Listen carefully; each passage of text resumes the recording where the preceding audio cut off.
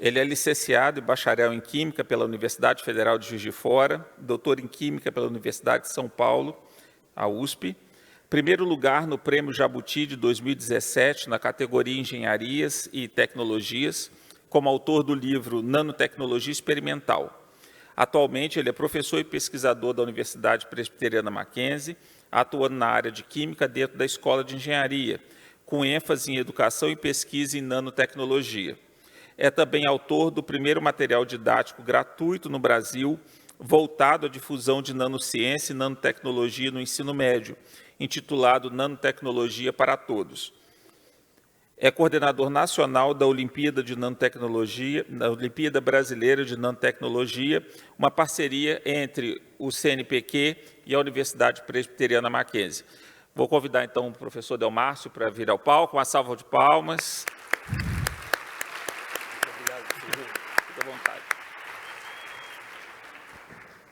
Bom dia! Uma honra, uma alegria imensa estar aqui na palestra de abertura da terceira semana acadêmica do CCBS. Vou mostrar um pouquinho de como a nanotecnologia conversa com os cursos de vocês, então vai ser uma manhã incrível, mas antes disso, quero aqui agradecer nesse momento as autoridades, professor Marco Túlio, nosso magnífico reitor, aos pró-reitores, professora Maria Cristina, professor Cleverson, ao diretor da Escola de Engenharia, meu chefe, professor Marcos Massi. Eu estou como coordenador de extensão na Escola de Engenharia e venho fazendo um trabalho de ensino e divulgação da nanotecnologia que conecta com a minha área de pesquisa também, né? Só antes disso, também agradecer as palavras do reverendo Rick, em nome dele, agradecer ao nosso chanceler, reverendo Robson Grangeiro. Muito bem, e o que eu preparei para essa manhã? Segundo o que eu preparei, no caso, foi um pedido do professor Jean.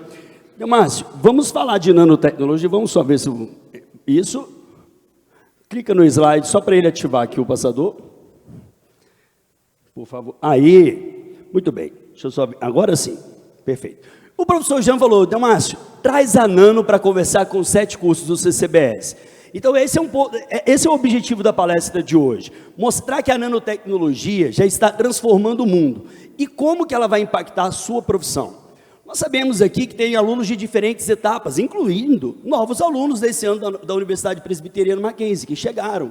Então também há muitas dúvidas sobre vocês, sobre carreiras, ideias, onde que as pesquisas estão atuando, o que você vai trabalhar, em qual área você vai escolher. E aí eu venho trazer a nanotecnologia para vocês, mostrar que vocês também, a partir de agora, durante a sua graduação, estejam atentos aos avanços da nanotecnologia na sua área. Principalmente, vocês vão perceber isso quando eu trouxer exemplos específicos dentro do seu curso, porque eu tive o cuidado de montar uma apresentação especial para vocês. Então, a gente vai falar da aplicação na medicina, depois a gente fala na farmácia, a gente vai falar nas ciências biológicas, na gastro, na nutrição, na psicologia, na fisioterapia. Tudo isso para deixar vocês com a antena ligada. Tem alguma palestra de nano acontecendo em algum lugar? Vai, assiste, importante, porque o que eu quero aqui hoje é mexer com a cabeça de vocês, é trazer informação, conhecimento e colocar vocês no estado de falar assim, opa, realmente, existe uma tal de nanotecnologia e ela faz todo sentido dentro da minha profissão. Eu já vou pedir para vocês, isso daí é o pessoal da organização, escaneie o QR Code, porque aí ele vai ficar no seu navegador da internet. Então, se você quiser enviar alguma pergunta, esse é o momento de deixar o link aí no navegador do seu celular ativado. Porque aí, em algum momento, se você quiser fazer uma pergunta, a gente vai ter uma parte final para a gente fazer essa moderação. Então, só dá um tempinho para vocês se escanearem. Só deixar salvo aí no seu navegador. Se você ficar com alguma dúvida e quiser deixar algum feedback, é só colocar com a gente. Beleza? Muito bem, então vamos lá. Agora sim. Nanotecnologia, ficção ou revolução? Que interessante, né?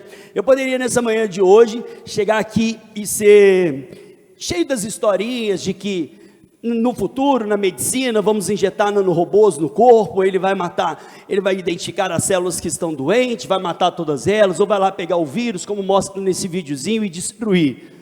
Olha, eu não vim aqui vender uma coisa, uma imagem da nanotecnologia, que foi muito provocada na internet e no senso comum, por uma visão hollywoodiana das coisas. A nanotecnologia, vocês vão aprender que hoje é uma nanotecnologia real, ela existe. As pesquisas estão avançadas. Vocês vão ver que todos os exemplos se conectam com a sua área, com a sua profissão. Não tem nada sobre... Alguns já são realidade, outros estão em estágio avançado de pesquisa, e daqui a pouco a gente vai ver isso cada vez mais se consolidando dentro da sua área. A gente ouve demais essa ideia de que nanotecnologia vai nos tornar imortais, que ela é perigosa. Então é muito importante que nessas palestras, nesses encontros, vocês se conscientizem, né? E entendam onde que ela vai ser, tirando aí alguns mitos e exageros da nanotecnologia. Porque quando a gente assiste alguns filmes e vê a nanotecnologia representada, como nesse filme Bloodshot, que é um exemplo, talvez se conecta diretamente com o CCBS, ele tem umas nanomáquinas que qualquer ferida que tiver, qualquer coisa que tiver, ela regenera a pele, regenera o tecido. Essa é uma visão hollywoodiana da nanotecnologia que não cabe a mim, muito menos seria essa a minha intenção para vocês nessa manhã. O que eu vou mostrar para vocês aqui, de fato, é uma nanotecnologia, como eu disse, que já está consolidada e com pesquisas muito avançadas. Eu fiz essa provocação de colocar o R na frente, porque se você olhar para a evolução da eletrônica, a nanotecnologia, ela é a ciência que existe depois da microtecnologia. Se o seu celular hoje é uma máquina, tudo isso se dá pela miniaturização. A miniaturização, ela só existe por influência, na verdade ela não é só existe, na verdade a miniaturização é o caminho para onde a nanotecnologia levou as coisas. Tudo menor, tudo numa dimensão ainda menor. Então, se a gente olhar que nanotecnologia, e como a gente vai ver já já por definição, de que nano é um prefixo que refere-se à medida, então eu posso dizer que a nanotecnologia é uma evolução da microtecnologia. E aqui que está o ponto. Eu não vou ficar explicando todos os conceitos e história da nano nada. Só quero saber se todo mundo tem essa noção. Nano é uma dimensão submicrométrica. Está abaixo de 1 micron. Eu coloquei essa janelinha de 1 nano até 999, ou seja, um pouco antes de 1 micro, mas aí alguém que já conhece um pouco de nano vai falar, opa, tem um erro ali, porque a escala nano é de 1 a 100. Não, vamos lá. A nanotecnologia é submicrométrica. É na escala de 1 a 100 que está a janela onde as propriedades mudam, onde eu tenho os novos fenômenos. Então, por isso que o mundo nano que se trabalha vai de 1 a 100. Por exemplo, uma nanopartícula. Eu não posso injetar essa nanopartícula, uma nanopartícula de 500 nanômetros no corpo humano. Ela vai gerar trombose, ela vai entupir. Então, eu tenho muito certo de que hoje não é uma definição por tamanho, mas sim uma questão de você modular a propriedade e o tamanho pensando na aplicação que você quer. E ali a gente vê exemplos, né? Como o mundo nano está perto do mundo atômico molecular. Se eu enfileirar 10 átomos de hidrogênio, o menor átomo da tabela, eu já chego na dimensão nanométrica. Em uma palestra falaram assim, professor, um dia vai existir a Phantom tecnologia? Não, nunca vai existir, porque a gente já está no limite de átomos e moléculas, e ali é onde as ciências da vida se conectam exatamente ali em todos aqueles fenômenos. Eu trouxe essa imagem, porque, curioso, pessoal, galera de ciências biológicas, mas a maioria dos vírus tem dimensão nanométrica. Então, vocês estão vendo ali um portfólio de diferentes tipos de vírus, todos eles com dimensões nanométricas. Esse videozinho, porque vocês vão perceber que a palestra vai ser assim, ela tem um pouco dessa dinâmica. A ideia é, primeiro, só mostrar que nano é pequeno. E esse é um videozinho da Universidade de Alberta, no Canadá, muito interessante, que vai me lembrar muito sobre a ideia de encolher as crianças, né, daquele filme, né? Bom, mas eu acho que está claro para todo mundo de que nano é uma dimensão muito pequena, de que aí nesse videozinho a menina vai sofrendo reduções de tamanho e vai sendo comparados, então fica aí de sugestão para vocês. E esse momento do vídeo é interessante, porque a nanotecnologia trabalha com materiais que estão abaixo do limite, do menor comprimento de onda da luz visível. Que interessante isso, né? Por isso que eu consigo, através de diferentes tipos de técnicas, fazer então, estudar esses nanomateriais, estudar as propriedades dele, e isso tem revelado aplicações muito promissoras. E aí, mexendo ainda com vocês, só para situar o que é nano, eu quero que vocês entendam que a gente está, quando a gente vem para o mundo nano, a gente na verdade está, é uma rachadura, é uma quebra de paradigma. Por quê? Porque no mundo nano, os fenômenos quânticos governam as coisas. No mundo macroscópico, os fenômenos clássicos nos regem, gravidade, tudo isso que a gente conhece. Então, quando eu venho para o mundo nano, o ouro que todos nós conhecemos é dourado, mas uma nanopartícula de ouro é vermelha. Mas é o mesmo ouro, é o mesmo estado de oxidação. Ouro metálico, nanopartícula metálica, zero, estado de oxidação zero. Como pode? E é aqui que a gente chama de fenômenos quânticos ou efeitos quânticos devido ao tamanho reduzido. Eu reduzi demais a dimensão e nesse ponto eu estou confinando num volume muito pequeno, centenas, pouco de agregados de átomos, e isso faz com que novas propriedades emergem dessa estrutura, desse material. A prata, como nós conhecemos. Aqui, olha que interessante esse vídeo antes de eu mostrar a prata. Vamos ver se vai carregar bonitinho. Esse é um vídeo meu, de experimentos mesmo, que eu mostro nas escolas e aí a gente ajuda a conectar e já abre a cabeça, porque a gente vai ver de aplicações ali na frente. Eu coloquei um pouco de água e sal. Então, eu alterei a força iônica do meio e eu fiz essa nanopartícula mudar de cor. E como vocês sabem, tudo aquilo que muda de cor é um candidato a ser sensor. E a gente vai observar essas nanopartículas de ouro sendo aplicadas em biosensores que tem tudo a ver com medicina e com as áreas de vocês.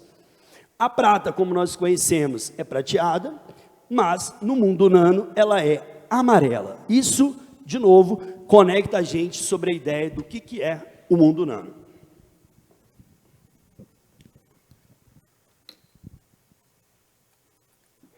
Muito bem.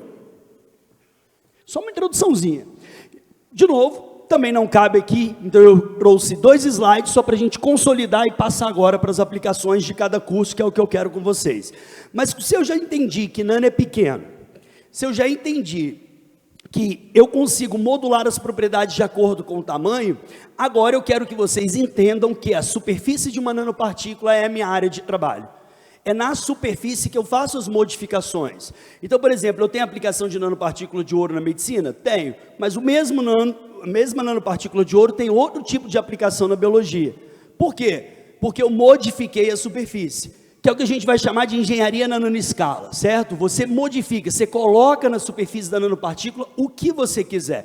Claro, pensando na aplicação, no seu interesse. Eu posso trabalhar com biomoléculas, eu posso trabalhar com agentes que vão fazer essa nanopartícula funcionar num meio mais lipofílico, num meio mais, ou então em soluções aquosas, em ambientes de alta salinidade. Eu posso mexer na minha forma, eu posso controlar o tamanho, a forma, ou seja, a morfologia. E eu tenho então hoje um arsenal, uma variedade de nanopartículas, e isso já está muito bem consolidado. Por que eu fiz essa conexão com vocês em termos de slides? Para mostrar o seguinte: quando a gente entrar agora na parte da aplicação, que é a parte que vocês querem, e é a que eu preparei especialmente para vocês, eu só quero que vocês acreditem que esse slide aqui define que eu, de fato, posso produzir a nanopartícula que eu quiser. Colocar na superfície dela o que eu quiser. Lógico, não é qualquer coisa, você precisa estudar quimicamente, interação. Por exemplo, numa nanopartícula de ouro, eu consigo conectar o anticorpo porque ele tem uma ramificação da cisteína que tem enxofre. Então, enxofre liga muito bem com o ouro, porque enxofre é mole, o ouro é mole, e aí eu tenho uma ligação covalente muito estável. Então, eu tenho que ter essa noção do que eu vou colocar. Não é qualquer coisa que gruda, mas isso é engenharia, isso é pesquisa. É assim que são feitas as modulações, é assim que são feitas as estratégias para você preparar e produzir um nanomaterial. Nessa outra imagem, que o meu objetivo com ela é mostrar como se hoje você tivesse uma prateleira à disposição com diferentes tipos de nanomateriais ou nanoestruturas. Eu posso, de fato, trabalhar a dimensionalidade dessa nanopartícula. Então, hoje aqui, por exemplo, na universidade, nós temos um MacGraph, que trabalha com materiais bidimensionais. Então, eu tenho hoje, seja nanopartícula, nanotubo, grafeno, enfim, ou nanocompósitos, eu tenho hoje um arsenal, uma prateleira de nanoestruturas que eu posso trabalhar. Essas nanoestruturas podem ser de base orgânica, pode ser de base inorgânica, elas podem ser somente materiais à base de carbonos, ou então uma mistura, onde você faz aí uma sinergia, que são os nanocompósitos, ou materiais híbridos, são diferentes os dois, mas vamos aqui organizar isso como uma sinergia de propriedades, é uma mistura que me traz uma vantagem.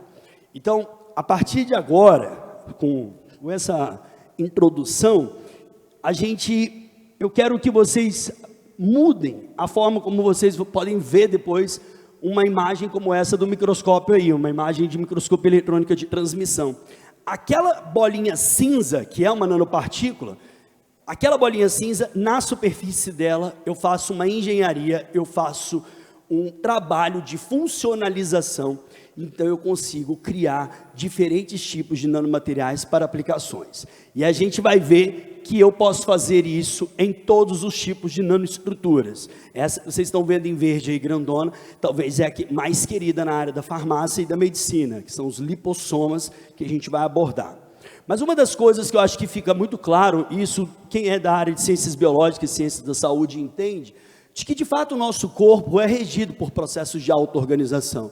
A gente sabe muito bem disso. E eu exploro isso na química. Então eu trabalho isso também na construção dessas nanopartículas, desses nanomateriais.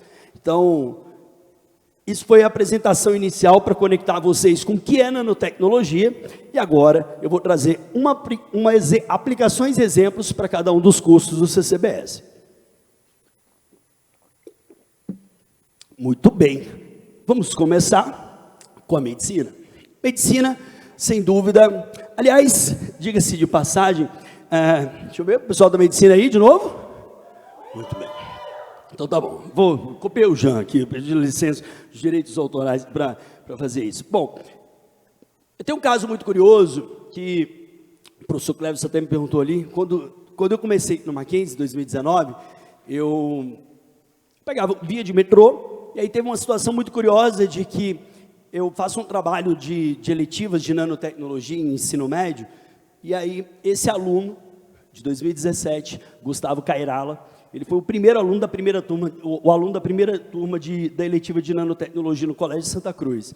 E aí o Gustavo parou, encontrou comigo no metrô, falou assim, professor, e ele na medicina no Hospital das Clínicas, ele tinha entrado, então quando eu estava vindo para o Mackenzie, ele me parou, professor, peraí, fica 5 minutinhos aqui que eu quero te contar. Eu estou lá, estou no meu 2º ano de medicina, então ele era de 2017, eu já estou falando de 2019, ele estava no 2º ano de medicina dele, e aí ele falou, professor, eu estou impressionado porque eu fiz a sua eletiva como um aluno de 3º ano do ensino médio, depois eu entrei na medicina, e eu posso te dizer claramente que lá hoje eu tenho inúmeras palestras de nanotecnologia para assistir, mostrando que isso está muito forte na medicina.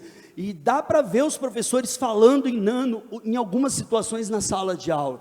Então eu queria te dar esse feedback, porque acho que você na eletiva, você encanta a gente de uma forma com essa nanotecnologia, mas eu preciso te dizer que eu hoje, como estudante de medicina, posso afirmar, nano é real, nano vai vir muito forte na medicina.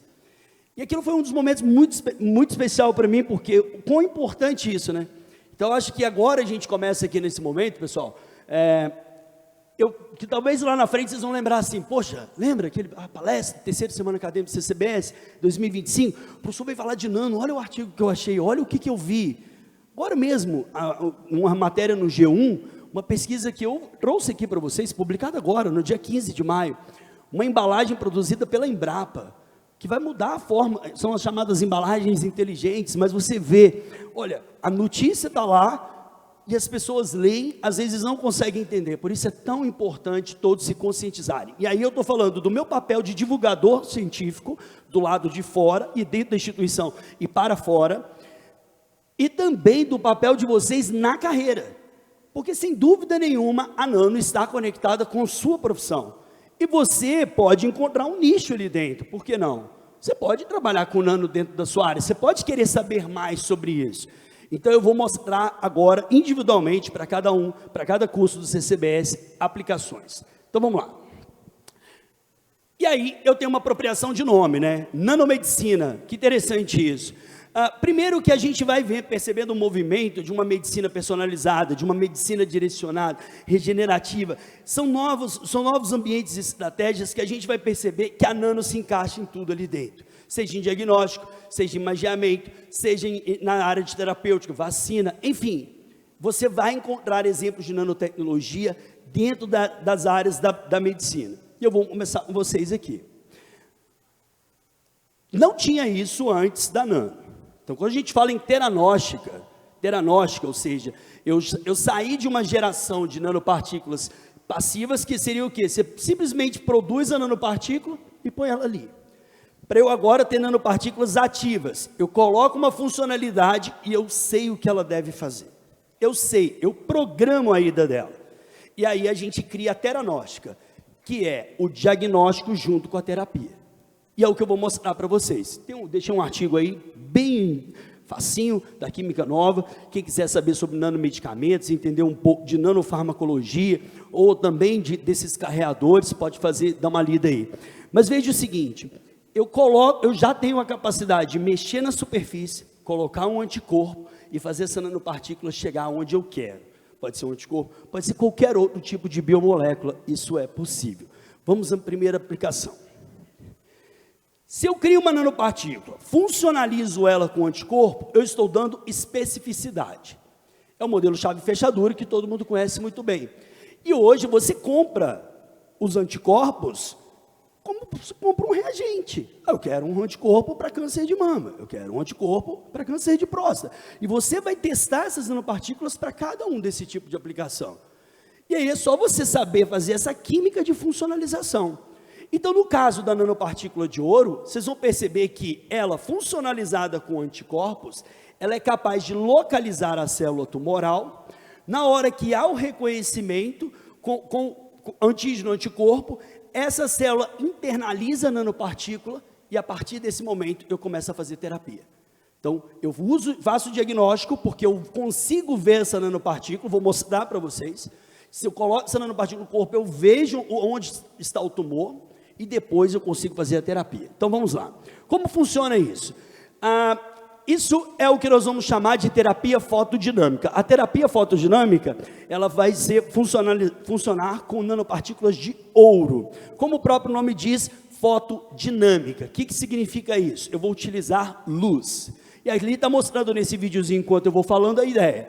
Então, eu ponho ali um fármaco, isso vai acontecer em vários outros momentos. Nesse caso, esse fármaco, ele é específico para matar a célula do câncer. Então, ele é uma outra linha de estudo, que vocês vão perceber que vou trazer exemplos diferentes.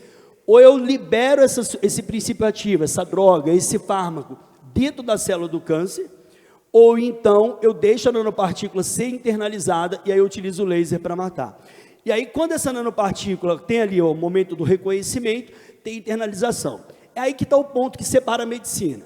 Ou eu vou colocar um fármaco que vai matar a célula do câncer, ou nesse momento eu vou utilizar luz para literalmente matar a célula do câncer por aumento de temperatura. Daí, terapia fotodinâmica. E qual é a vantagem disso? Isso já existe, tá, gente? Eu estou falando, isso já existe. Você entrar no site chamado StatNano, que tem todas as estatísticas de nanotecnologia, você vai ver o número de patentes que tem de nanopartículas prontas para determinados tipos de tumores. Então, pensa na medicina ali na frente. Qual é a questão com a quimioterapia? Quimioterapia, ela não é seletiva do ponto de vista entre células do câncer e células sadias. Todos concordam comigo? Acho que isso está claro para todo mundo.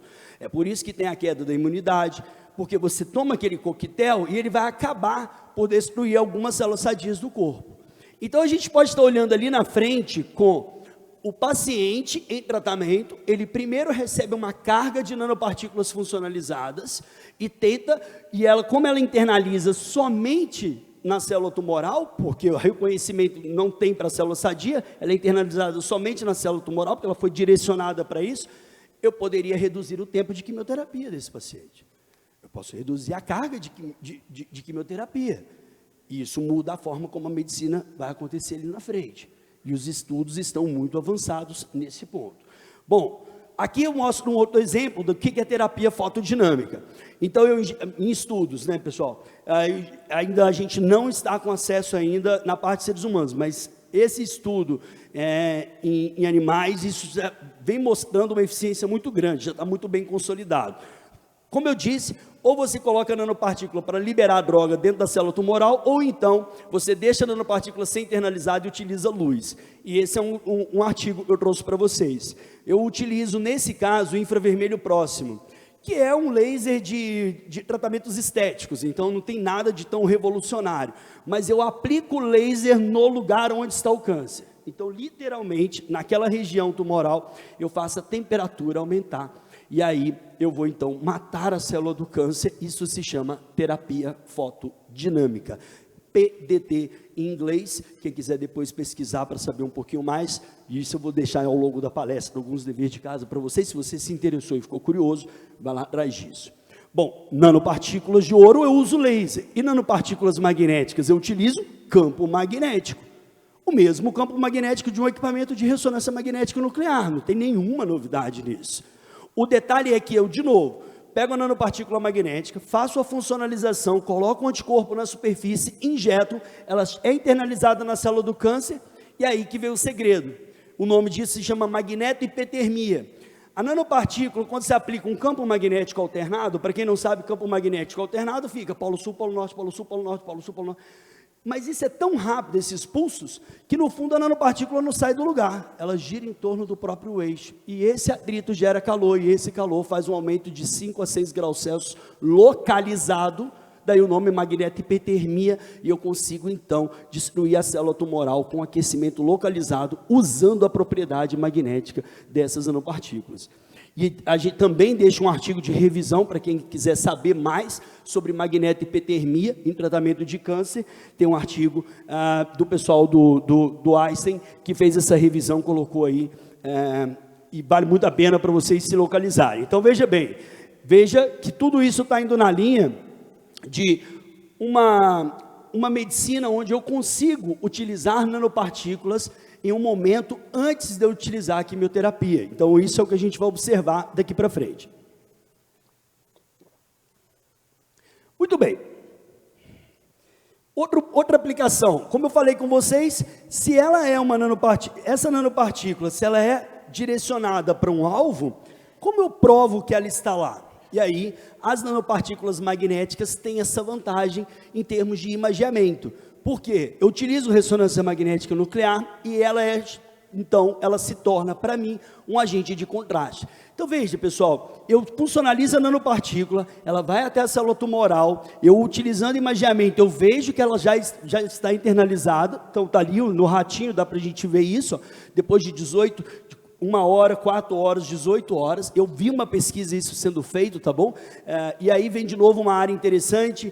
Tudo isso se estuda citotoxicidade, perfis de distribuição dinâmicas, o que acontece ali dentro. Então, tudo aquilo que já é feito com excelência na farmácia e pesquisa, eles agora estão trazendo isso também para nanopartículas. Então, toda essa parte de segurança, tudo isso também coloca. E o mais legal é essa plataforma, porque se eu tenho uma nanopartícula magnética e essas que são utilizadas para tratamento do câncer são chamadas de spions, que seria a junção ali do nome em inglês, eu posso colocar na superfície dela uma molécula fluorescente, eu posso trabalhar aí, seja com tomografia computadorizada, seja com ressonância magnética, seja com PET scan, tudo isso você pode usar essa nanopartícula, mexer nessa plataforma para colocar ali, por exemplo, uma nanopartícula magnética dopada com galho, por exemplo. Aí você consegue ter um aumento, uma amplificação desse agente de contraste. Então, tudo isso são plataformas que vão acontecendo. Isso também é uma área de estudo muito quente. Veja, a gente diria que, se você sabe que a nanopartícula está dentro da célula tumoral, o imageamento é mais um ponto de confirmação, então, daquele local do tumor. A prata, só para trazer uma aplicação, a prata, todos nós já sabemos que os íons prata têm atividade bactericida. Mas a nanopartícula de prata, essa atividade bactericida é muito maior. E tem uma diferença. Íons de prata tem a questão da sua solubilidade. Então, a sua aplicação fica limitada. Já as nanopartículas de prata, eu também posso funcionalizar ela para fazer com que elas se compatibilizem com diferentes tipos de estruturas. Veja que interessante.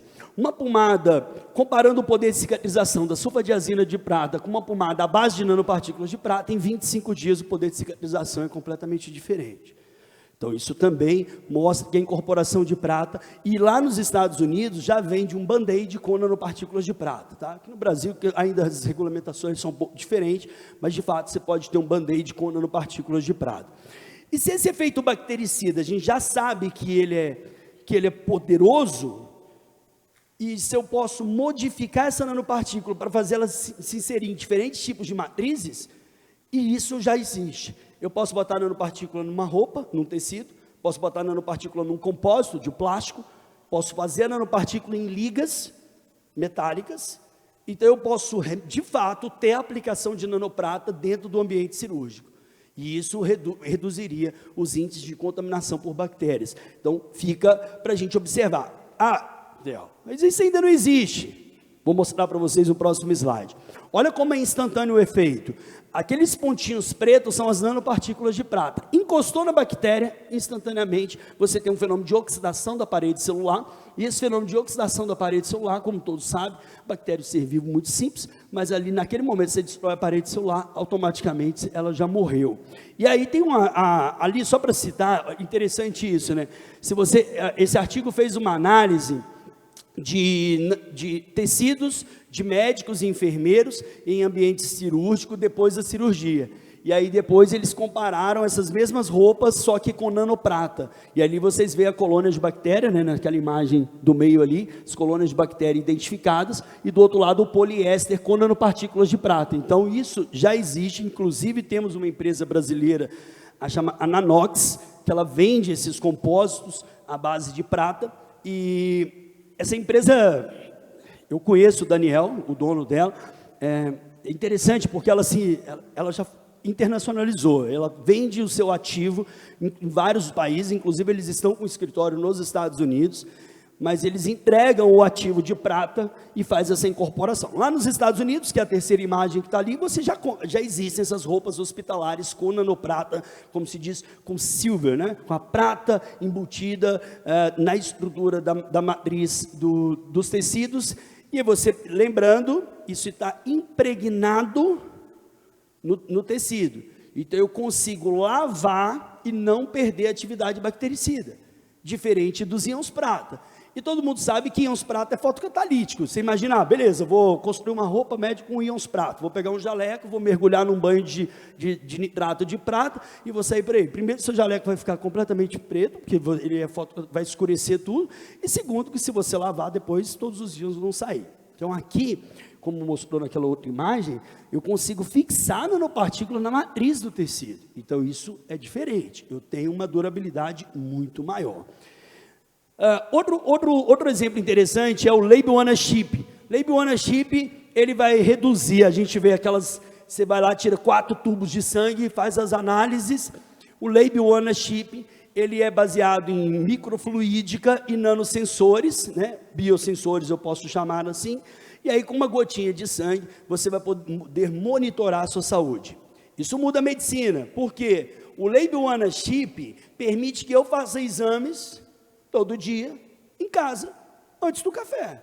Acordei, estou de jejum, gotinha de sangue, fiz o meu exame, jogou no meu aplicativo.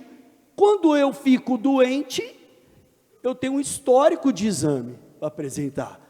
Não faz exame só quando está doente, você tem um histórico a apresentar. Então, vai ver onde está a alteração no seu sangue. Opa, isso modifica a abordagem do médico. Isso modifica a abordagem do tratamento. Então, isso é para se pensar. São chamados sistemas nanoeletromecânicos, né? Então você pode detectar proteína, anticorpos, enzimas. Então, Label on a Chip, o laboratório dentro de um chip. E aqui tem um vídeo que mostra claramente como ele funciona, é bem didático esse vídeo, e eu dei uma acelerada nele para vocês verem, mas eu vou colocar ali uma gotinha de sangue, e aí você tem ali dentro os seus biosensores, né? Você tem a microfluídica, faz a filtração do sangue, observe, a microfluídica faz a filtração do sangue, e aí depois você pega a parte ativa, isso conecta com os biosensores, vai chegar lá na ponta, vai detectar, aí você pode ter esses tipos de biosensores para partes específicas de análise. Então, deixa eu ver.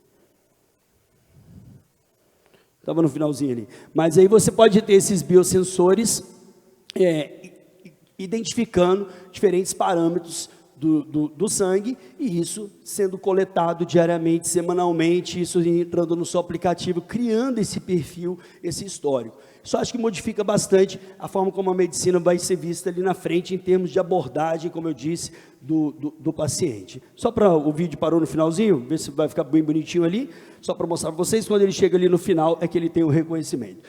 E aí nós tivemos a pandemia, e aí a nanotecnologia nos salvou da Covid-19, né? Podemos afirmar, sim, lógico, que o que nos salvou foram as vacinas, mas a vacina da Pfizer, o RNA mensageiro é nanoencapsulado. E todo mundo sabe que o RNA é muito frágil, ele jamais poderia estar dentro da dispersão da matriz da vacina, ele tem que estar protegido. E aí vem a estratégia de nanoencapsulamento, que eu vou tanto mostrar em vários exemplos nessa palestra de hoje. Então, a vacina da Pfizer, essa matriz de nanoencapsulamento, modificou completamente a tecnologia das vacinas. Então, hoje, a gente já vê essa plataforma de nanoencapsulamento, ela acontecendo aqui no Instituto Butantan mesmo, ó. Então, tudo ali como funciona uma vacina, mas o Instituto Butantan já utiliza essa plataforma de nanoencapsulamento para testar aí, tanto para fazer esses nanocarreadores, né? Então, carrega ali, podem ser vírus inativados, né? Podem ser virais ou inativados ou não virais. Então, essa plataforma de nanoencapsulamento tem se mostrado aí uma excelente estratégia na produção de vacina. E quero aqui só citar, né? A gente precisa valorizar a pesquisa da nossa instituição. Quero aqui citar a minha amiga, a professora Cecília. A professora Cecília foi eleita pela Forbes entre as 30 jovens mais promissoras abaixo de 30 anos. E ela tem um nanosensor à base de grafeno que detecta o câncer de mama muito tempo antes dele acontecer. Curioso, curioso. Depois, quem quiser conversar um pouquinho com a professora Cecília, mas esse sensor não é só para o câncer de mama, tá? Mas esse é da pesquisa dela, mas ela pode adaptar esse sensor, né, esse biosensor dela, com essas estruturas de óxido de grafeno reduzido, ela pode adaptar esse sensor para diferentes tipos de doença. Então, a professora Cecília é pesquisadora do Maquigraf e professora na Escola de Engenharia. Só pesquisar aí no nosso site, se quiser conversar com ela, entender as linhas de pesquisa. Tem gente do CCBS que trabalha no grupo dela, não é só químico que trabalha no grupo dela, então, muito importante vocês estarem conectados com a pesquisa da nossa instituição. Para finalizar o exemplo de medicina, eu quero falar da busca, né? Aí falando como químico, né? Mas conectando isso com a medicina. Existe uma busca do que nós vamos chamar de single molecule, né? Uma única molécula, né? Bom, se a constante de Avogadro é 10 a menos 23, quando eu vou buscar esse single molecule? Quanto mais perto eu tiver disso. E hoje, através do CES, né, que é um efeito, você tem uma técnica hoje que, quando você tem 2 nanopartículas de ouro, aí está mostrando ali a imagem, aquela estrutura em marrom, são 2 nanopartículas de ouro. Quando eu tenho uma biomolécula que faz essas 2 nanopartículas de ouro se aproximarem, agregarem, eu posso botar um laser ali, Raman, ali em cima, e eu tenho um poder de intensificação que eu acabo gerando um campo local, né, um campo elétrico local, e isso intensifica o sinal Raman, que é um sinal baixo, mas ali naquele ponto gera um hotspot que intensifica o sinal. Tem artigo, presta atenção, tem artigo que já chegou ao limite de quantificação de 10 a menos 18. E o que isso muda? Perceberam que se isso funciona em bancada de laboratório, por que não colocar isso no método ELISA? Que todos vocês sabem muito bem. Então, o método ELISA hoje, com nanopartículas de ouro, é a evolução desse método. Você consegue achar essa quantificação a um nível tão importante, que você coloca ali uma nanopartícula de ouro, e aplica o método ELISA, e isso tem aumentado a quantificação. Bom, se a gente está falando de um paciente com HIV, nesse caso, todos sabemos o quão é importante se detectar a carga viral. O quão é importante saber essa carga viral.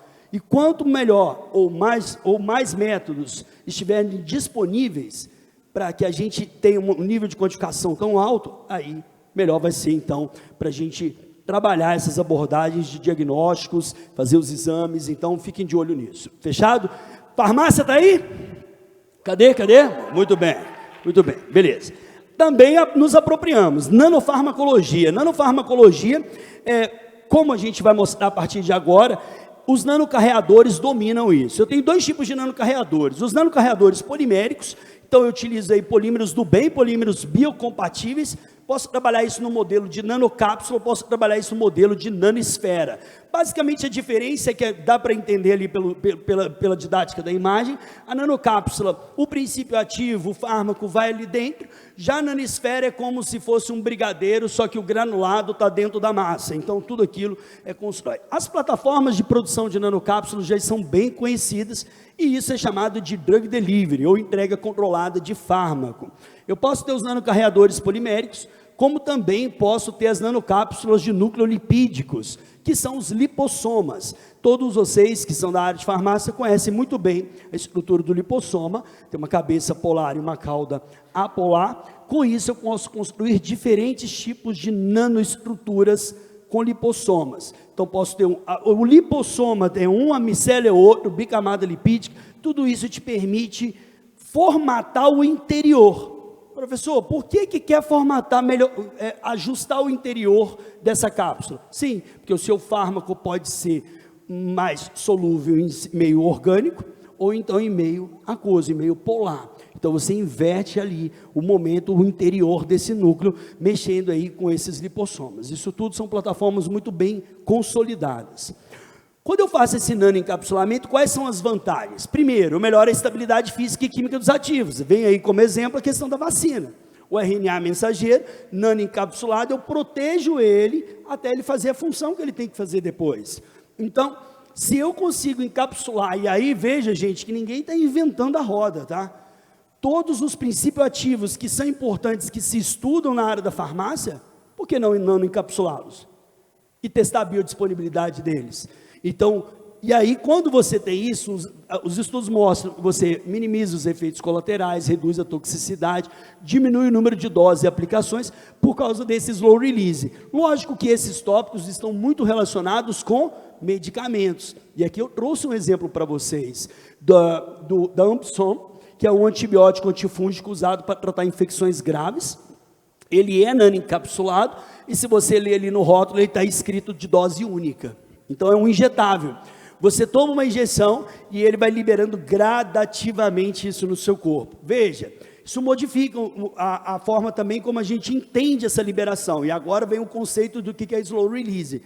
Quando você tem que tomar um medicamento de 8 em 8 horas, você precisa respeitar esse período de tempo para que você não atinja o nível tóxico ou faixa subterapêutica. Você está jogando dinheiro fora.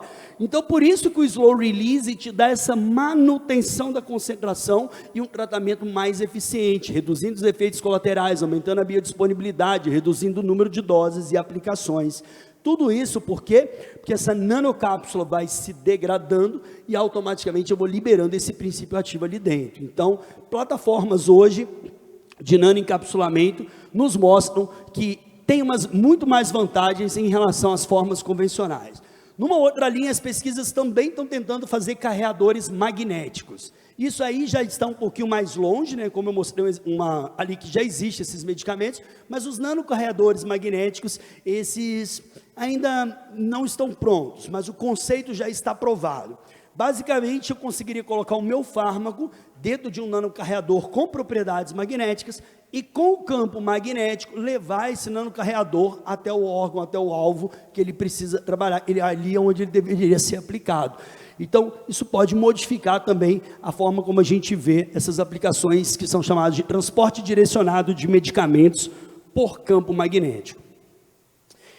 E aí, eu acho que é a parte mais quente, né? Porque às vezes a gente fala de nano, isso é só promessa, beleza. Você, já falei que tem coisas que são pesquisas muito avançadas, tem coisas que já são reais. Então, os nanocosméticos já são uma realidade. Empresas brasileiras hoje já vendem isso, você deve ter na sua casa algum nanocosmético.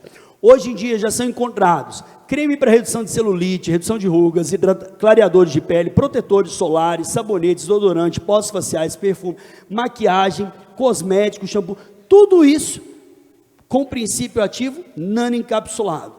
Então, de novo, qual é a vantagem de ser nano, de botar nano dentro de um cosmético?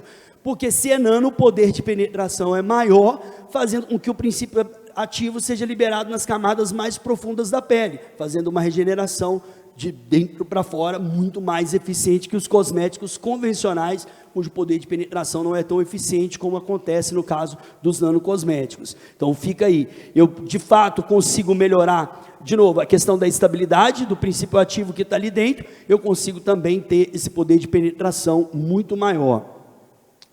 Essa é um pouco de aplicações na área de farmácia, daria para falar de inúmeras coisas, mas fiquem atentos, principalmente quando a gente está falando de nanocosmético.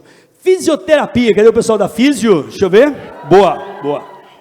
Fisioterapia, me chama bastante atenção, porque aí você vai conectar um pouco de nano com eletrônica, com o futuro que está rolando aí, mas as roupas inteligentes, que ajudam a capturar movimento, também vão mudar a ideia do esporte e a fisioterapia. Hoje, nós estamos falando de nanomateriais vestíveis, né? Eu posso trabalhar esses nanomateriais em uma máscara, em uma roupa, em uma luva, enfim.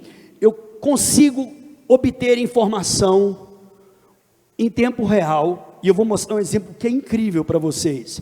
E aí, quando a gente vai preparar a palestra, a gente também aproveita para aprender um pouco mais, né? Quais são um dos dilemas de quem trabalha com fisioterapia? É você garantir que o paciente consiga executar os movimentos de maneira correta, para que você tenha exatamente como ter uma boa recuperação. E aí, isso que é a entrada das roupas inteligentes, que já está mudando o esporte, mas agora falando especificamente da fisioterapia. E eu vou mostrar de como isso é feito. Isso é feito por diferentes tipos de pesquisa. Uma delas aqui são as chamadas pele-eletrônicas. Então, pele-eletrônicas vão ser dispositivos que podem estar conectados. Isso é verdade. Vou mostrar a imagem aqui, para a gente falar já vendo, né? Eu crio esse circuito, e aí eu consigo monitorar, pegar respostas da pele. E eu posso trabalhar isso, seja na área de respiração, pulso, enfim, temperatura do corpo. Eu quero informação do corpo. Então isso vai modificar a fisioterapia, olhando para a área de esporte, isso também é interessante, esporte de alta performance principalmente. Então, as chamadas pele-eletrônicas têm dois tipos. Dois tipos porque um acabou de ser desenvolvido pela Universidade de Bristol e parece que vai ser uma revolução. Qual o problema hoje dessas roupas vestíveis, né? São a quantidade de eletrodos e você fica com aqueles penduricalhos ali, é meio quase que aqueles sets de filmagem de Hollywood, né? Você tem que botar aquelas roupas, fica com aquilo tudo estranho, enfim, não tem muito como andar com aquilo na rua ou você se sentir confortável com aquilo. Mas lembre-se que a sua roupa já é possível colocar sistemas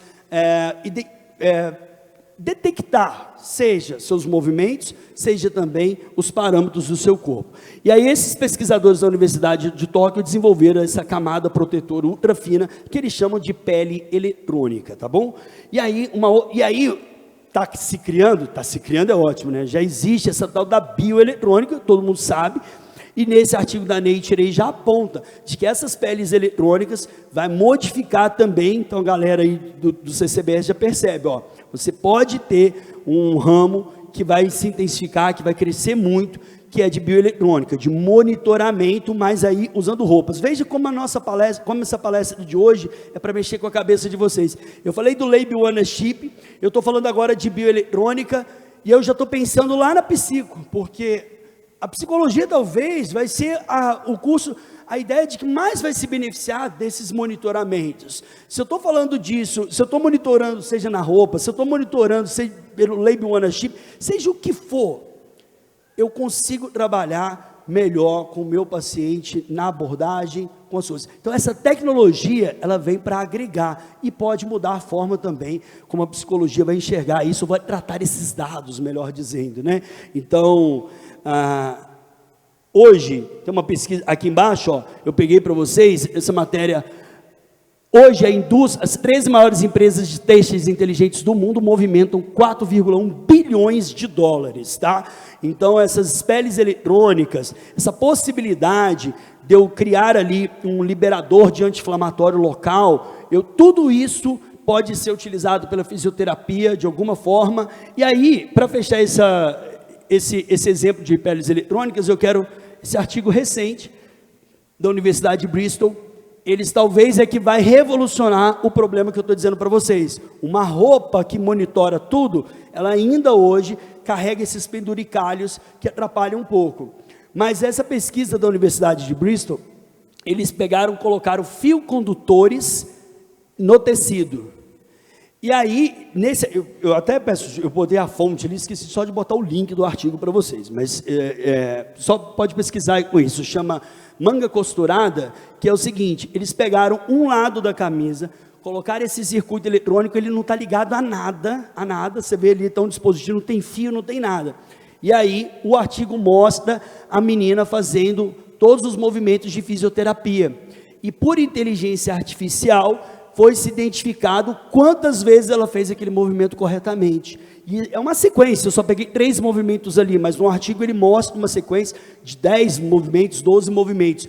Então, veja, inteligência artificial, conectividade, porque a forma como a gente se mexe, esses circuitos eletrônicos acabam gerando pequenas diferenças de potencial, que isso é alimentado obviamente por Bluetooth, isso vai para um dispositivo que a inteligência artificial lê e conseguiu identificar claramente quantos movimentos corretos foram feitos ali dentro. Muito interessante, fios condutores que foram inseridos na própria roupa, são de baixa voltagem, né? São inofensivos esses circuitos eletrônicos. Isso mexe com a terapia de reabilitação, né? Porque você de fato conseguiria em algum momento fornecer feedbacks ao paciente sobre os movimentos corretos.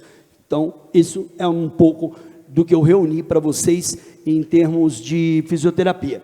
E para falar que isso vai mexer muito com a medicina, com o esporte de alto rendimento, com o esporte de alto rendimento, por incrível que pareça, isso é uma informação que não se vincula muito, mas se você der um Google você vai saber, o saltador brasileiro Thiago Braz, na Olimpíada do Rio, em 2016, ele está ali no braço dele, o dispositivo, ele teve ali um biosensor de monitoramento de níveis de glicose, que foram desenvolvidos por uma empresa que trabalhou diretamente com esse atleta, e aí, durante a competição, eles conseguiam saber os níveis de glicose dele, e isso ajudaria ele a performar melhor, ou escolher o melhor momento para fazer o salto, dentro da competição como um todo, né? Esse monitoramento. E ele foi campeão na Olimpíada do Rio, em 2016.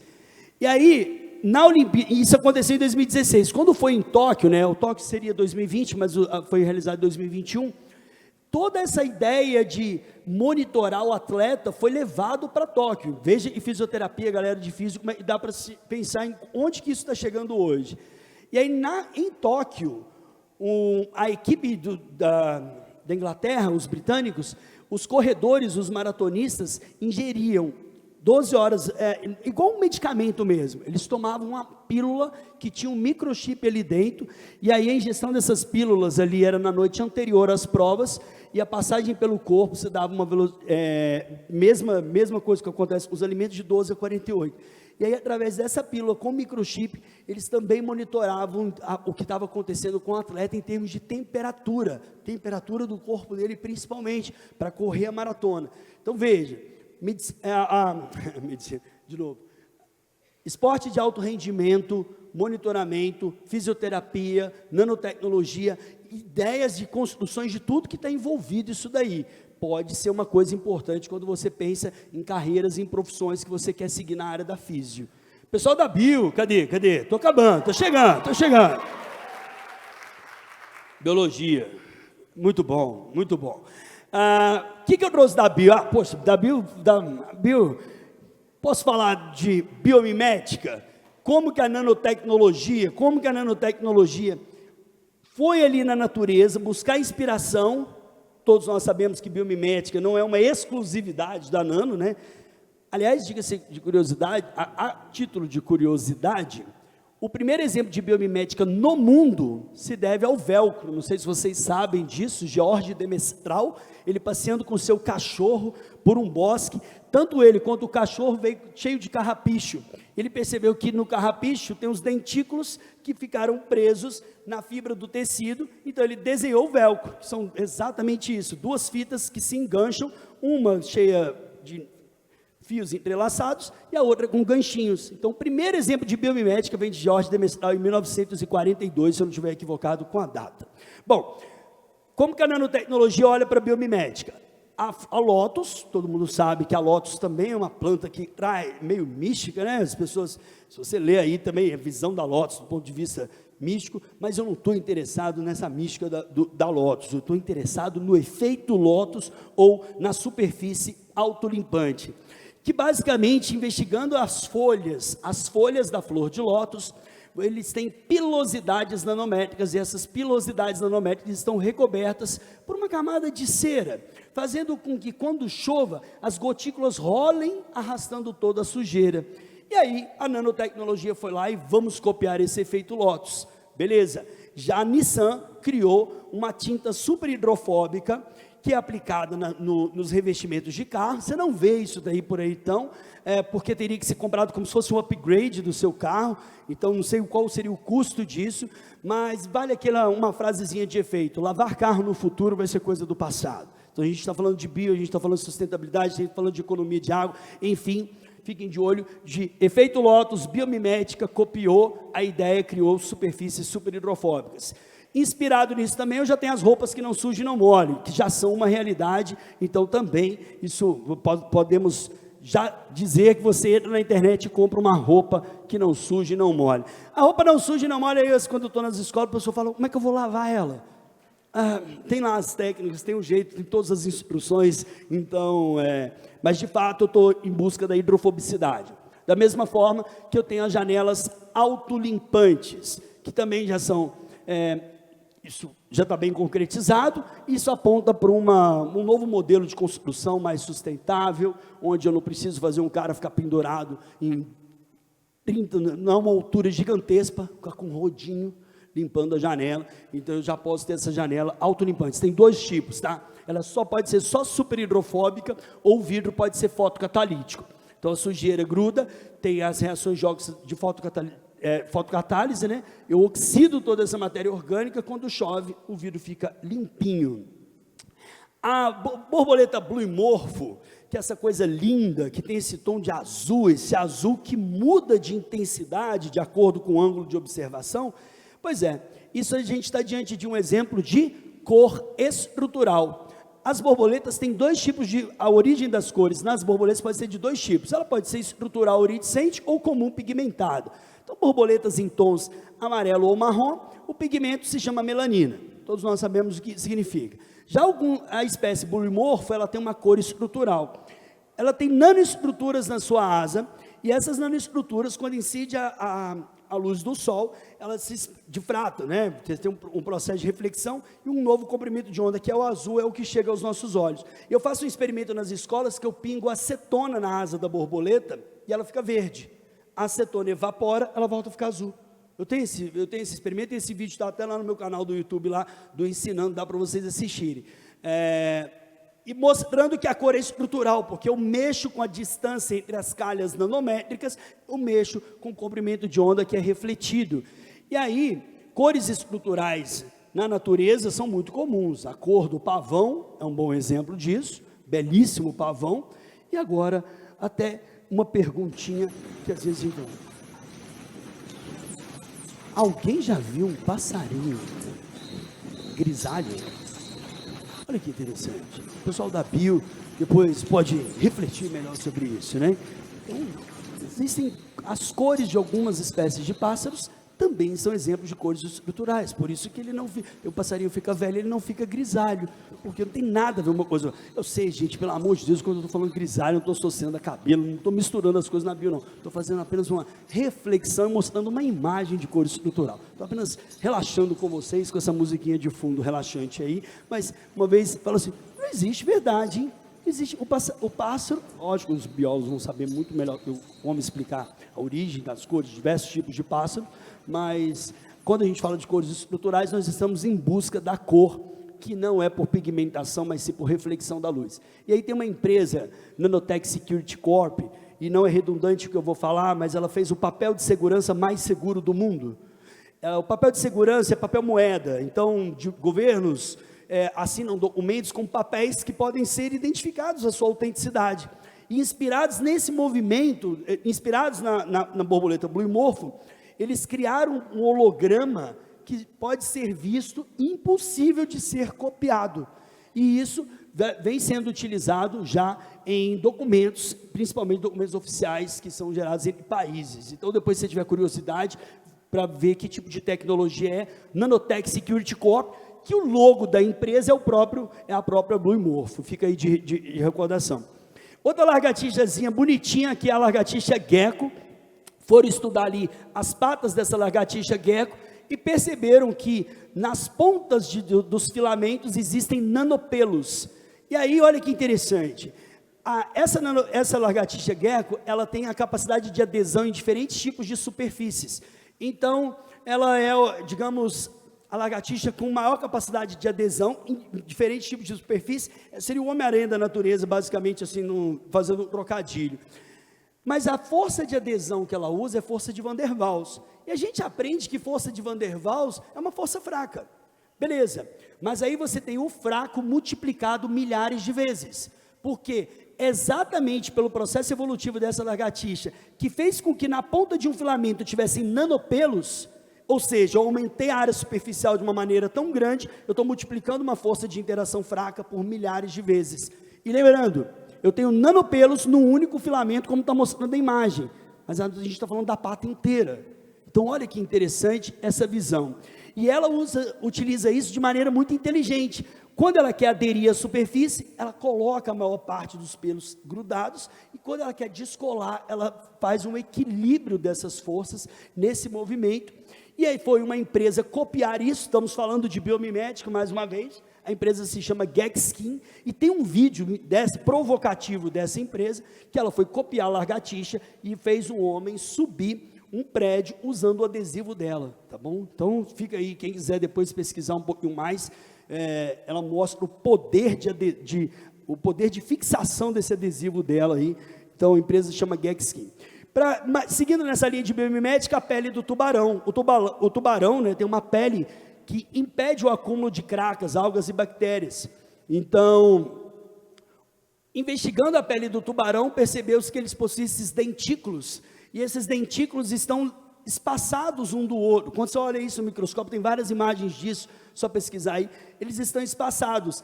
E esse espaçamento e essa rugosidade impede que uma colônia de bactérias se espalhe sobre a pele. Então, é uma pele antimicrobiana. E aí, você tem uma empresa chamada Sharklet, que fez um adesivo para ser colocado em maçanetas de hospitais, por exemplo, onde as pessoas colocariam a mão. Então, é um adesivo que ele dificultaria a proliferação, colonização de bactérias ali dentro. Isso, lógico que é um adesivo, aí você fala, não tem uma aplicação muito legal para isso, beleza, mas só estou aqui citando para vocês um exemplo de biomimética. Mas o caso mais interessante de biomimética vem da empresa Speedo, todo mundo sabe, aquela empresa de macacões, né? E na Olimpíada de Sydney, foi a última Olimpíada onde os competidores podiam nadar com macacão de corpo inteiro. E aí essa empresa estudou o tubarão, viu um tubarão, investigou a pele dele e construiu um tecido que imita a pele do tubarão em termos de hidrodinâmica. Você vê ali pelos dentículos ali, ó, olha a imagem dos dentículos. Dá para perceber uma hidrodinâmica, a forma como a água percorre esses canais criados. Moral da história, 15 dos 18 recordes mundiais foram batidos na Olimpíada de Sydney, e foi o primeiro caso de doping tecnológico das histórias da Olimpíada, porque só os países que fecharam parceria com a Speedo que levaram vantagem. Então, por conta disso, teve o primeiro caso de doping tecnológico das histórias da Olimpíada. O país que não fechava com eles, quer dizer, os competidores não podiam competir no mesmo nível de igualdade, e aí chamaram isso de doping tecnológico. Curioso, isso investigando a pele do tubarão. Camaleão, durante muito tempo achava que a cor do camaleão tinha a ver com a física, com a biologia. Foram descobrir agora, num artigo da Nature, de 2015, que a cor do camaleão vem da presença de nanocristais dentro das células iridófinas desses camaleões. Então, basicamente, quando ele está mais excitado, quando ele está no que ele ou vai disputar território, ou então numa questão de conquista da parceira, o que ele faz? Ele espaça essas células iridófinas, esses nanocristais, ele dá um espaçamento e isso gera um padrão de cor, fica em cores intensas. Quando ele quer se camuflar, ele então ajusta a distância entre esses nanocristais e ele emite uma nova cor.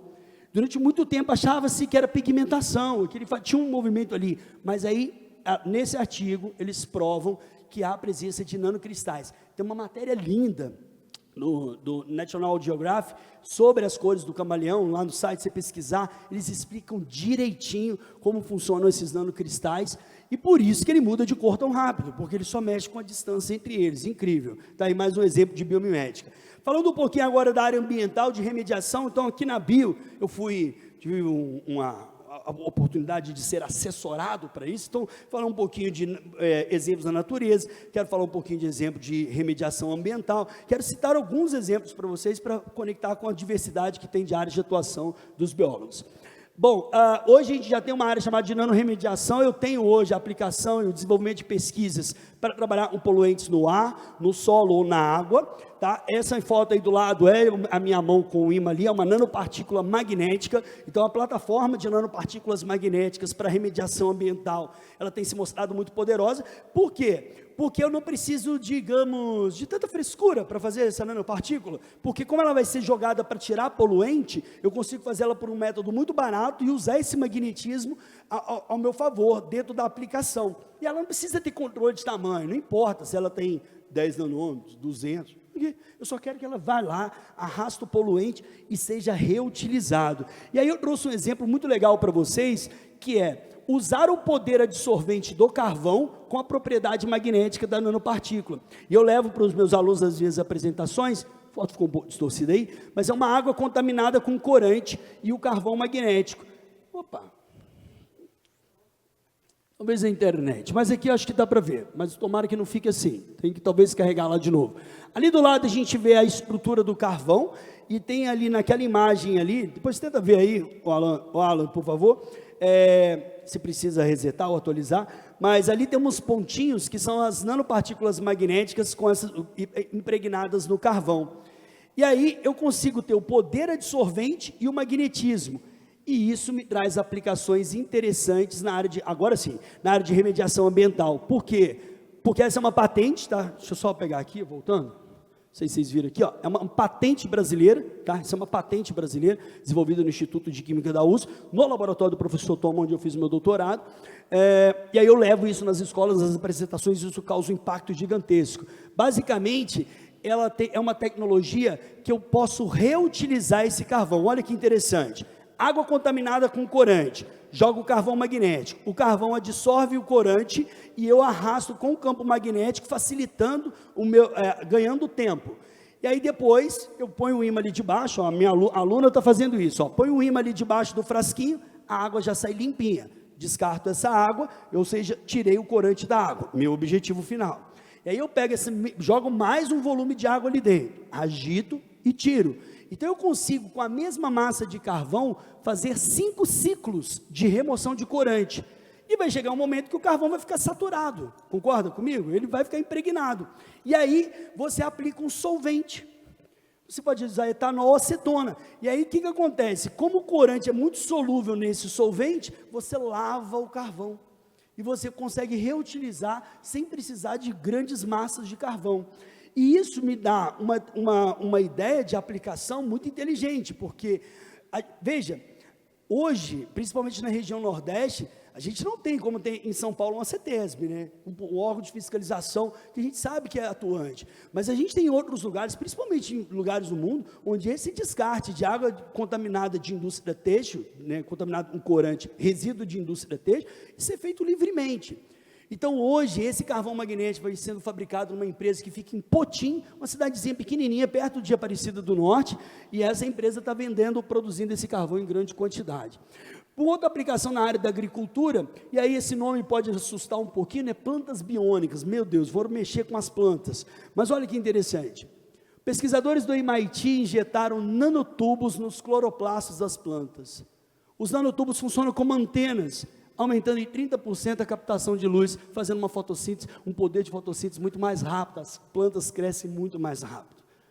E aí olha que louco, eu consigo colocar um nanotubo nos cloroplastos dessas plantas, e isso faz com que eu tenha um rendimento maior, se eu olhar para o rendimento em termos de crescimento, bem curioso, bem interessante, fica a reflexão. Chamaram isso de plantas biônicas, porque acabam tendo essa manipulação, dessa inserção aí. Então foi um nome bem chamativo para colocar. E a nanotecnologia hoje já faz o que nós chamamos de fotossíntese artificial, usando células solares. Então, as células solares, à base de nanopartículas de titânio, ela exatamente imita a fotossíntese. Ela transforma a energia solar em corrente elétrica, enquanto a fotossíntese vai transformar isso em energia. Então, hoje, olha para essa célula solar que está aí na imagem. Vocês perceberam que ela é diferente da placa de silício que está no telhado das casas. Eu tenho essa célula solar, ela é transparente e pode ser decorativa. Então, você imagina que aqui no Mackenzie, todas as paredes, todas as janelas do Mackenzie tivesse o M nosso adesivado ali, alguma coisa. Na verdade, as pessoas iam ver e falavam, botaram aqui, mas na verdade aquilo dali é uma célula solar. Então, elas têm essa capacidade de transparência e flexibilidade, tá bom? Ela tem todo, não vou explicar aqui, mas tem um eletrólito ali dentro, então eu utilizo nanopartículas de titânio, faz a captação, tem um processo de redução, isso chega por causa de um corante, e a pesquisa hoje trabalha nesse corante. Ela não ganha da placa de silício, tá bom? O rendimento dela, 4%, 5%, nós estamos falando de uma placa de silício de rendimento de 18%, 20%. Então, comercialmente, isso não vai ter tanto valor agora, mas as pesquisas estão tentando justamente mexer nesse tipo de células solares, tentando aumentar a eficiência. Mas eu tenho outro contraponto. Para produzir a placa de silício, eu tenho um caminho gigantesco e eu tenho um problema ambiental também, porque o silício ele é explorado como é explorado qualquer outro tipo de minério, tá bom? Falando em termos, só para a gente associar isso, que como eu falei de células solares, eu falei daquela janela autolimpantes, eu já consigo ter essas tintas com atividades fotocatalíticas, e isso pode ser aplicado também em tintas em ambientes hospitalares, desde que tenha, obviamente, o mínimo de entrada de claridade para fazer essa atividade. Então, eu já tenho essas tintas também adaptadas para ambientes hospitalares. Fechado? Então, isso foi um pouquinho da bio aí. Nutrição e gastronomia, cadê? Tá aí? Bom, obrigado. Eu sei que a energia está acabando, mas estamos chegando ao fim. Então, estamos fechando aí. Eu juntei Nutri e Gastro.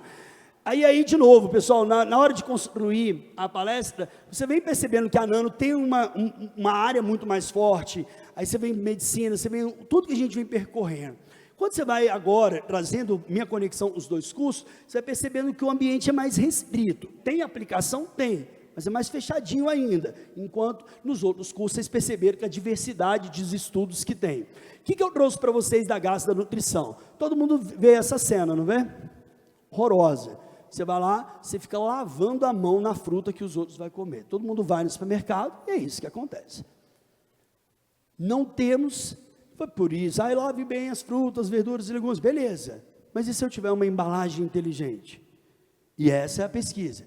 As embalagens, elas vão trazer muito mais, agora eu vou trazer para o lado da Nutri, mas assim, embalagens inteligentes otimizam o processo de compra, a embalagem se comunica, eu tenho tecnologia embarcada na embalagem. E um exemplo real disso vem desse sensor dessa empresa neozelandesa chamada RipeSense. Eles têm um sensor que você aplica em qualquer embalagem de alimento. Então, e aí, através dos gases, os compostos orgânicos voláteis emitidos pela fruta durante seu processo de maturação, esse sensor muda de cor. Então, você pode saber se você está comprando uma pera mais firme, mais verde, meia estação ou suculenta, sem tocar na fruta.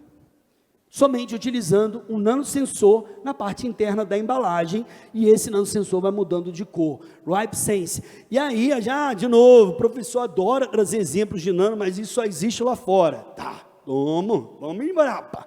Embrapa, essa é a pesquisa que eu falei com vocês, dia 15 de maio, foi publicado pelo G1, embalagem mágica muda de cor para avisar se peixe está estragado.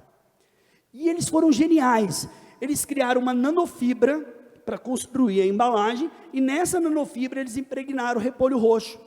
Repolho roxo, todo mundo usa o repolho roxo como medidor de pH, nas aulas de laboratório, ele tem antocianinas, e aí, o que acontece? Quando o peixe vai estragando, ele consegue modificar o pH do ambiente que ele está. E aí a embalagem, depois de 48 horas, aparece essa mancha. Gente, vamos falar sério. Caso de intoxicação alimentar é muito grave. E aí a gente vem para um outro nível. a gente precisa conversar sobre investimentos em tecnologia na embalagem. Prof, onde você quer chegar essa reflexão? Sim, nenhuma empresa brasileira hoje que produz alimento investe em tecnologia na embalagem. Em outras palavras, ela está nem aí para a nossa saúde. Ela só quer fazer uma embalagem que dê o tempo de prateleira dela o maior possível, mas o alimento fica ali, cheio de conservantes, cheio de tudo que vocês conhecem. E se eu colocar a tecnologia na embalagem? E se eu tiver barreiras de gases, que impedem que os gases entrem, fazendo com que o alimento seja preservado, sem precisar de conservante químico? E se eu tiver a tecnologia na embalagem, que me avisa se o alimento está estragado ou não? Por que não? Então, a gente precisa, de fato, de uma cultura de colocar as tecnologias na embalagem. Isso vai modificar também a forma como nós, consumidores, nos relacionamos com essas empresas que se preocupam com isso. Uma pesquisa nacional da Embrapa, mostrando aí, muito simples, baixo custo, não tem nada demais. Agora, eu posso dizer por experiência própria, vai convencer um cara da empresa sobre isso? Quanto custa? Custa 2 centavos o quilo do plástico a mais. Não quero, obrigado. Então, é um jeito que a gente vai precisar de pensar quando é que isso vai mudar. E eu fiz esse experimento na minha letiva de nanotecnologia com os meus alunos, eles ficaram impressionados.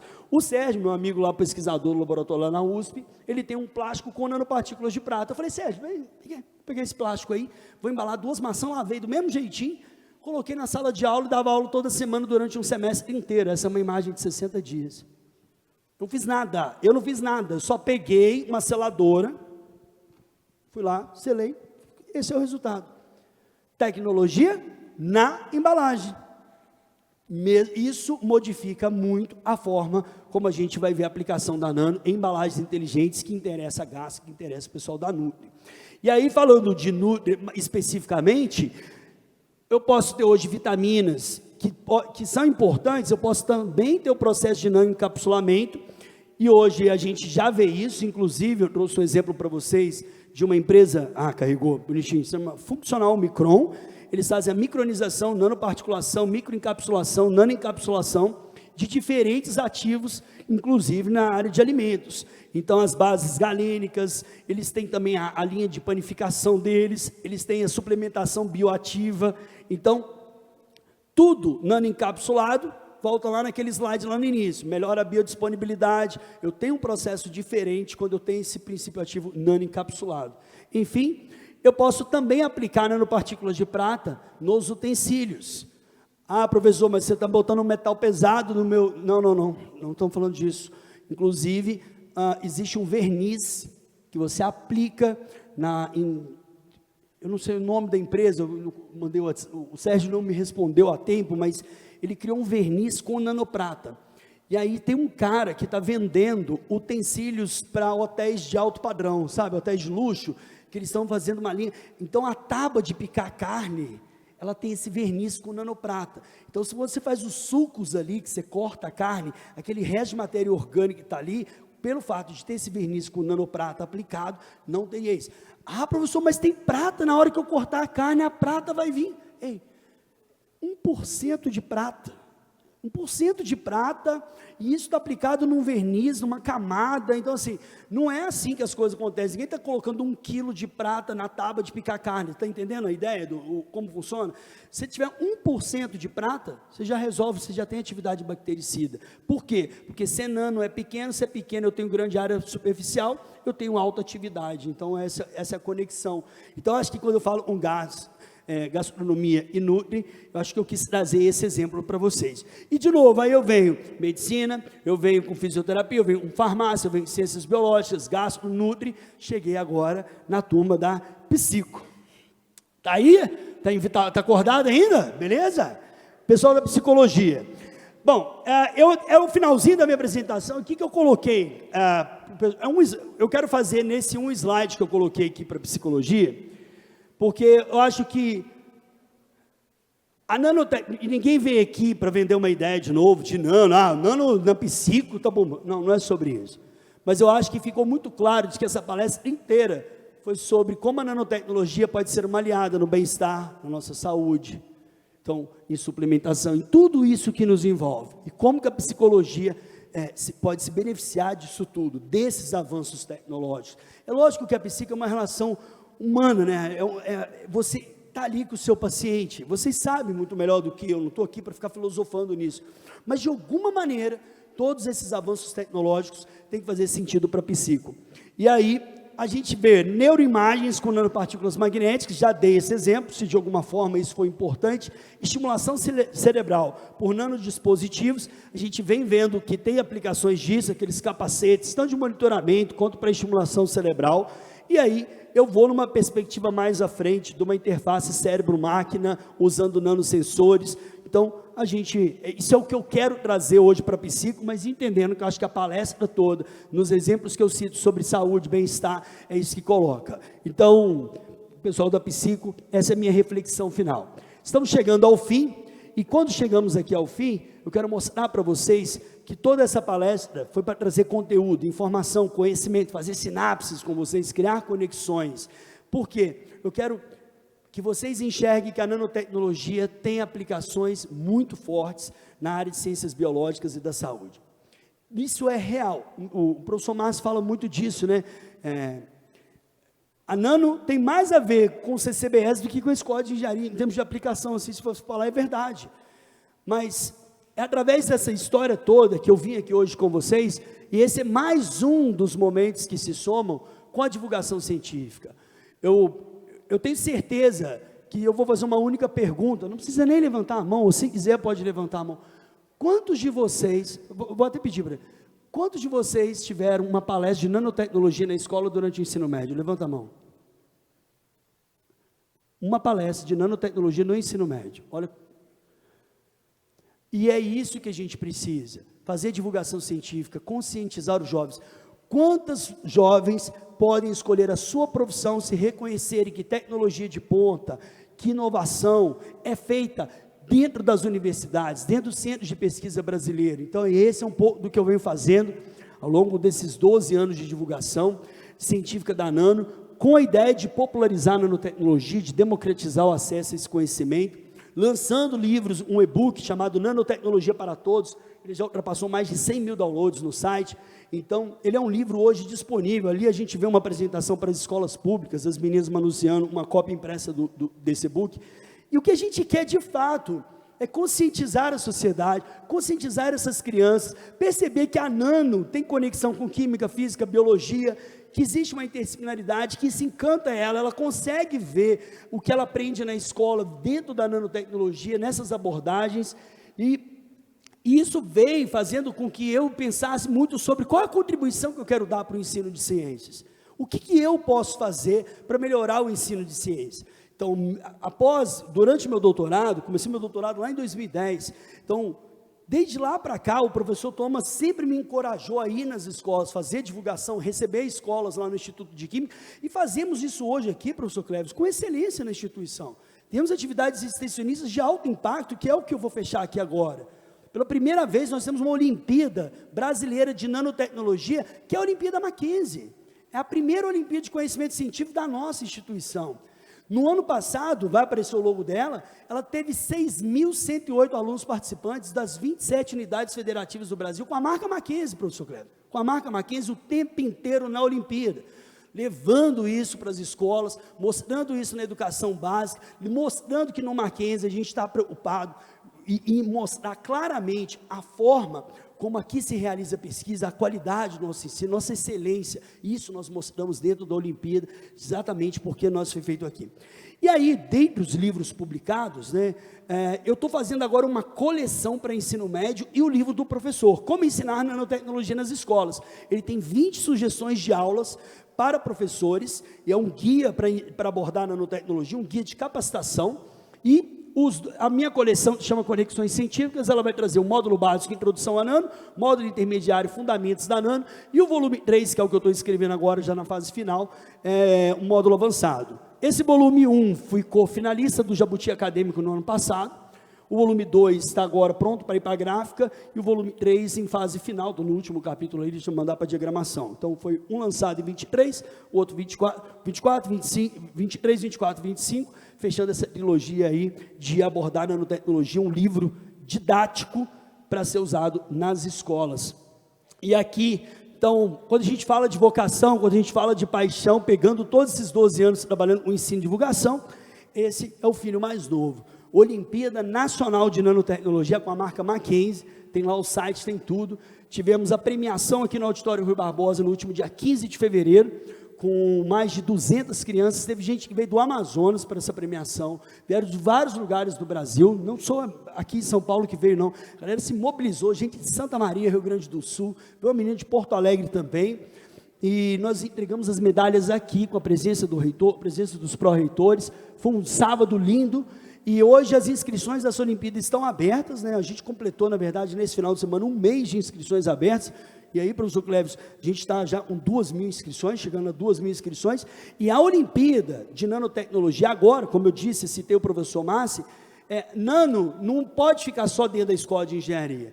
Nós, como instituição, temos que promover a integração entre as unidades acadêmicas cada vez mais. E agora, nessa segunda edição, no projeto, o professor Jean, junto com a professora Esther, fazem parte do projeto, a professora Daniela, junto com a professora Débora Bezerra, fazem parte do projeto VFCI, porque nós queremos mostrar nano na computação, nós queremos mostrar nano no CCBS, nós queremos mostrar nano na engenharia, e nós vamos então, tudo está alinhado aí, né, se tudo der certo, nós queremos lançar aí, o professor Cleves e Jean, uma série científica de nanotecnologia, junto com o MacPlay, dentro do Mackenzie, mostrando os laboratórios da nossa instituição. Então, não vão filmar no CCBS, não vão filmar no FCI, não vão filmar na Escola de Engenharia, e aí, essa Olimpíada, ela tem uma trilha de aprendizagem. Então, os alunos têm módulos, né? Então, ninguém precisa saber nano para aprender na Olimpíada, ele aprende dentro da Olimpíada. Isso tem sido um sucesso, a gente batizou isso de nanoboard, né? Um guia de conhecimento aí da nanotecnologia. E por que eu disse isso tudo? Porque eu acredito muito que cada um de vocês, quando fala sobre profissão, sobre carreira, você deve buscar o seu Ikigai. Ikigai, numa filosofia japonesa, é fazer o que você faz bem feito, ganhar por fazer isso, fazer bem ao mundo e fazer com amor. É onde você encontra sua paixão, sua missão, sua vocação e sua profissão. Quanto mais você se identifica com isso, mais no centro do Ikigai você está chegando, mais perto desse Ikigai. Que a razão da sua vida é fazer tudo com amor, é fazer tudo com dedicação, fazer tudo com paixão. Então, hoje, não somente fazer pesquisa em nanotecnologia, mas fazer divulgação em nanotecnologia, colocar a nossa instituição com um projeto de extensão de alto impacto, como a Olimpíada de Nanotecnologia, ir nas escolas públicas e privadas e fazer isso, cada vez mais eu sinto que eu estou formatando o meu próprio Ikigai. E eu desejo de verdade que vocês encontrem na carreira de vocês, na profissão de vocês, a razão, a sua felicidade, o seu sucesso, o seu trabalho, e que Deus te abençoe imensamente dentro dos seus próximos dias, de todas as suas vidas, que você sempre agradeça pela saúde que tem e pelo seu conhecimento, a sua inteligência, por você ter uma profissão e fazer isso com amor. É um pouco do que eu quero deixar de mensagem para vocês, porque primeiro, de uma coisa é certa,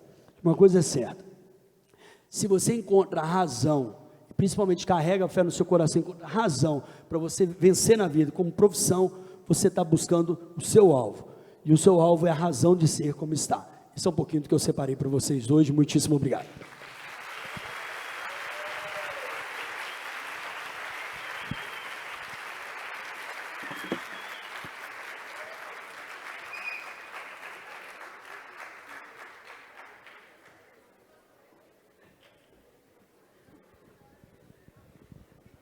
Coloquei o QR Code ali, quem quiser acompanhar um pouquinho do meu trabalho de divulgação lá no Instagram, só seguir por lá. Professor Delmárcio. Gente, eu perguntei aqui a idade do professor Delmárcio, porque ele tem 20 anos, né? Porque quando ele chegar na minha idade, ele já vai estar com um ritmo bem mais devagar, eu acho, não sei.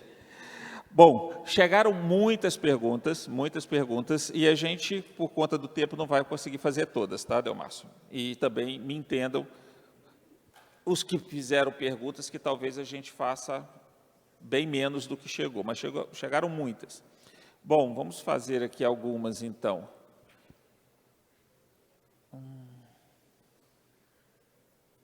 Existe algum, a Maria Clara que mandou, existe algum tipo de dano causado no meio ambiente após o descarte de materiais contendo nanotecnologia, como o tipo de band-aid, essas coisas?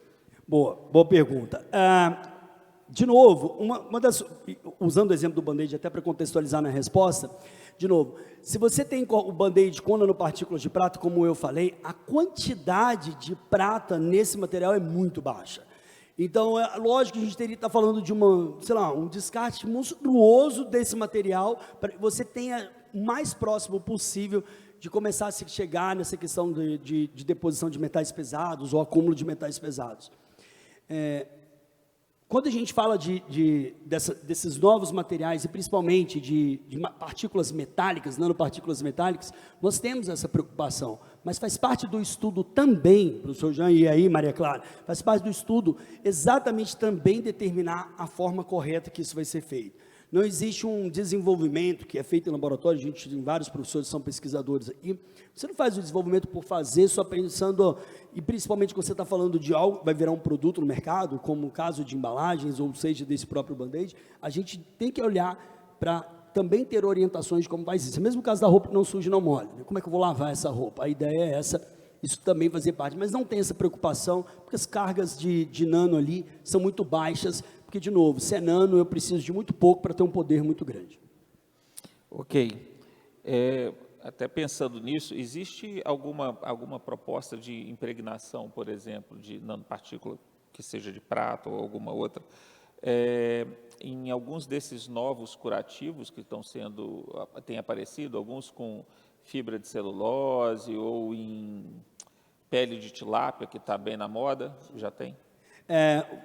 Principalmente na área de nanocelulose. A nanocelulose tem se mostrado uma plataforma onde você pode não somente fazer a deposição de fármacos, né, para mim, você trabalhar localmente aquele processo, mas a parte de poder de cicatrização com prata, sim. Aí a Nanox não faz isso, a Nanox ela não está mais na linha dentro da área médica, né, mas você tem empresas específicas que trabalham com essa prata para a área de curativos, enfim, para atendimento nesses casos. Nós já temos sim, mas a plataforma principal hoje é nanocelulose. Celulose, ok. Bom, vamos mudar agora de ramo, então. Existe algum produto, esse é do Davi Gontijo, existe algum plano de aplicação de nanotecnologia em doenças neurodegenerativas? Bem específico, né? Bem específico. Confesso que não teria um exemplo, algo me vem na cabeça. Eu acho que eu vejo hoje uma nano na medicina, pensando em como que a nanopartícula pode fazer um trabalho específico. Então, ainda dentro da pergunta, com doenças neurodegenerativas, eu acredito que não teria nenhuma informação com isso. Eu vejo hoje essa nano de medicina assim, para coisas onde eu consigo ter o alvo, ter o target, eu não consigo ela dentro desse processo, talvez, como dentro dessa pergunta. Acho que não. Tá. Eu também acho que, até onde eu li, também não tem.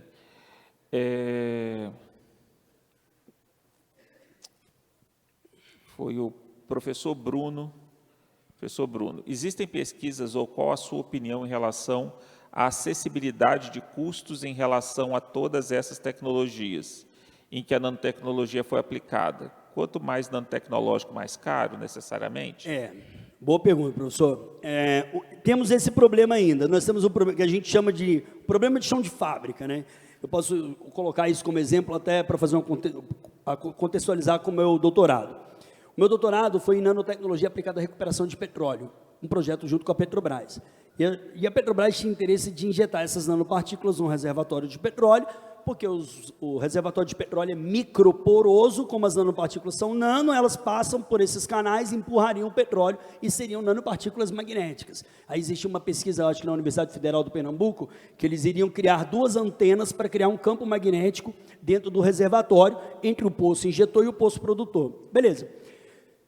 A gente foi para Piracicaba, alugamos um reator de 1 tonelada de uma empresa para fazer, que é a patente que temos com a Petrobras, para fazer esse processo. Só que quando a gente vai colocar isso numa escala industrial, que é o grande objetivo, é produzir muito para baratear, a gente percebe que mesmo assim, lá na ponta, a gente vai ter um custo ainda elevado. E essa planta piloto que a gente foi testar em Piracicaba, a gente percebeu uma outra realidade, que é a inexistência ainda de equipamentos para se lidar com a produção de nano em larga escala. Então, hoje, se eu quiser uma plataforma, vamos pegar o caso do grafeno, que aqui nós temos.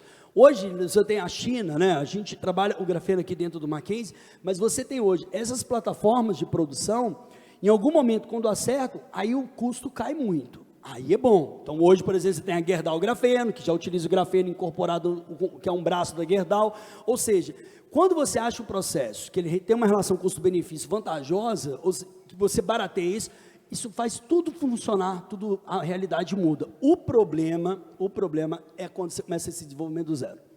Aí, lá na ponta, professor Bruno, esse custo, você tem que resolver um outro problema, que é o problema de produção em larga escala. Então, hoje, grafeno, nanotubo, a gente já tem isso muito bem consolidado. Nanopartículas magnéticas, sim, mas você vai para o ouro. Hoje, você compra o ácido tetracloroáurico, que é o reagente para fazer nanopartícula de ouro, 1 grama dele está em torno de 6 a 7 mil reais. Mas tudo bem, com 1 grama desse reagente, eu conseguiria fazer uns 2 ou 3 litros de nanopartículas de ouro na concentração que a gente chama padrão.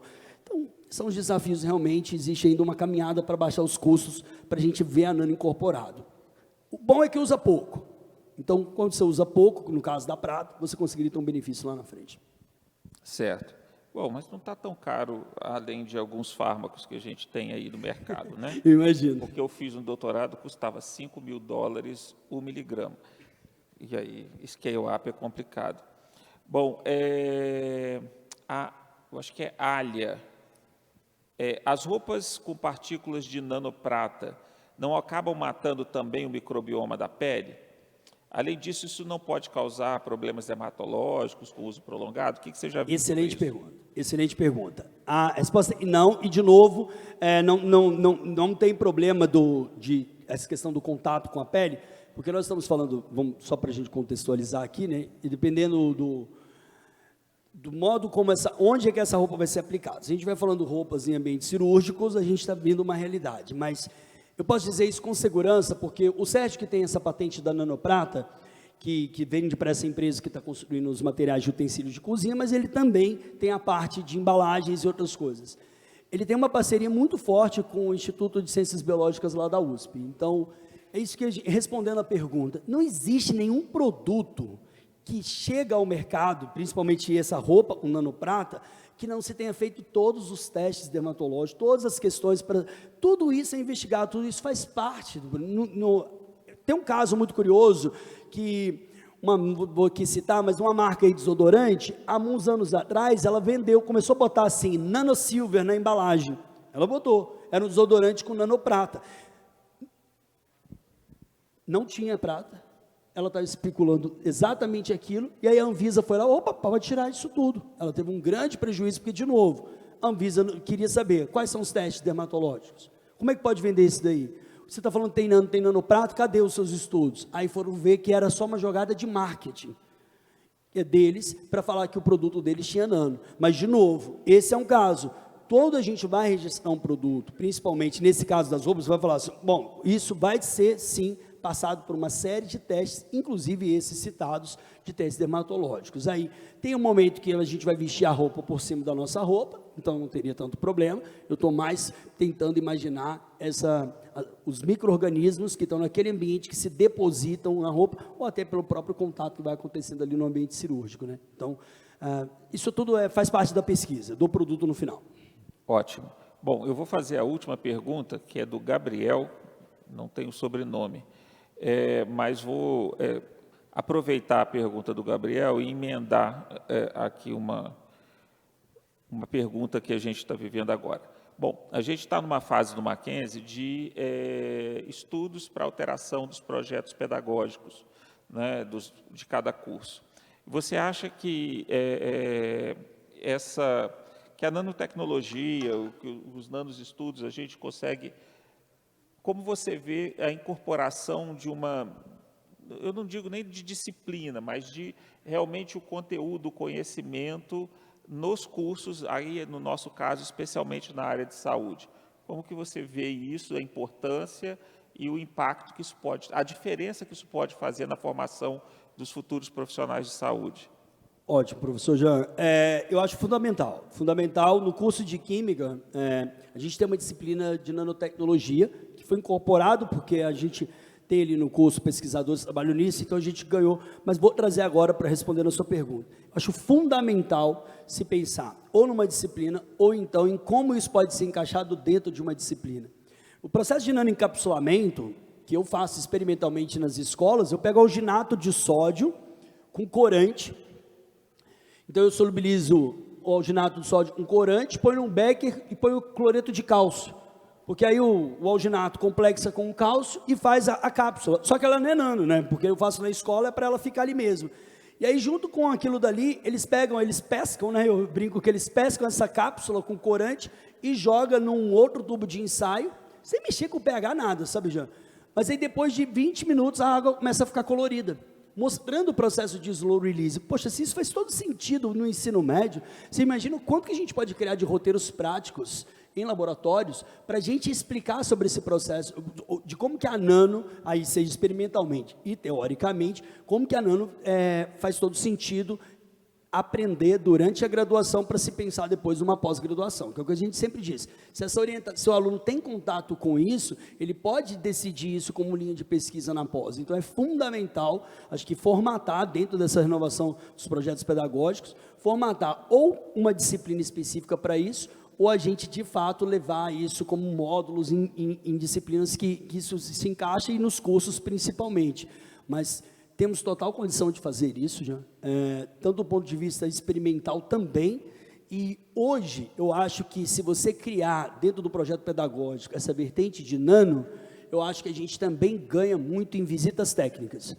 E aí, quando eu falo em visitas técnicas, é justamente nesses números de empresas brasileiras, a gente pega essa funcional Micron, que é gigantesca, aqui pertinho da gente, você faz uma visita, você conhecer como hoje funciona uma empresa que trabalha com nanotecnologia, e isso pode desenhar carreiras diferentes, pensar em pós-graduação de uma forma diferente, então acho fundamental, sem dúvida nenhuma, já, sem dúvida nenhuma. Maravilha. Bom, os nossos coordenadores estão aqui, então a gente já vai começar a trabalhar nesse sentido também. Pessoal, nós vamos encerrar a palestra agradecendo ao professor Delmárcio pela brilhante explicação, pela passear, né, por todas as áreas da nanotecnologia. Vamos deixar aqui a lembrança do CCBS para você. Muito obrigado, eu espero que vocês tenham gostado, eu espero que vocês tenham curtido, que esse momento, essa manhã, faça algum sentido para a carreira de vocês e desejar, de fato, muito sucesso na vida de vocês, que Deus abençoe vocês. Obrigado, Jean, pelo convite, de verdade.